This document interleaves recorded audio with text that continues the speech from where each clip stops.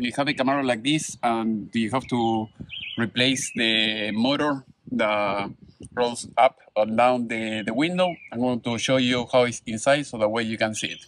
Right, here I am in the junkyard and I found the car without the panel on the side, so I'm going to explain you how to replace the motor.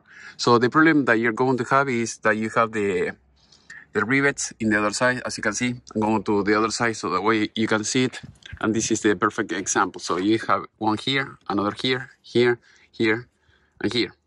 So, and here, no, there is none. It's these two and these two. So if you grab the drill and you have to, remove these, the whole system is going to fall out, and then it's going to be more difficult to put the spring back and all the system back. So it's better if you leave it the way it is. So in order to remove this, you will have to make a hole, you see, in the other side. So that way you can remove that screw, and that screw. And then after that, you can unhook it from here. And then that way you're going to be able to replace just the motor in the other side. So that is the little trick. I made a mistake in another car when I didn't know this, what I'm teaching you, that I removed this and it was a pain to put it back. As you can see, this is the motor that you have to buy. If you want, I can leave you a link.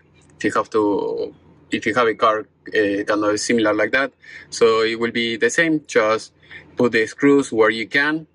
With the hole saw, you can make a hole, where I just told you before, so that way you can install this without taking all mechanism apart. Otherwise, if you have to take this apart, it's going to be a pain in the butt to install it. You're going to waste so many hours. With this, in half an hour, 1 hour tops, you can have it done. You have to buy the little bolts or use the one that comes with it, and that's it.